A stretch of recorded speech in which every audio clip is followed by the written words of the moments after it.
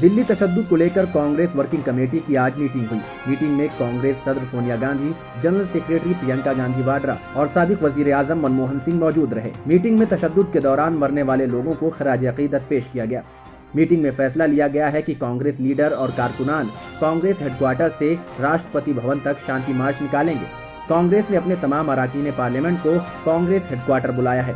इस मार्च में सोनिया गांधी और प्रियंका गांधी भी शामिल हो सकती हैं। शाहीन बाग सड़क पर शहरियत तरमीमी कानून के खिलाफ मुजाहरा कर रही खवातीन को हटाने से मुताल्लिक अर्जी पर आज सुप्रीम कोर्ट में समाअत हुई, लेकिन अदालत उज़्मा ने कार्रवाई शुरू होने के कुछ ही देर बाद इसे 23 मार्च तक मुलतवी कर दिया।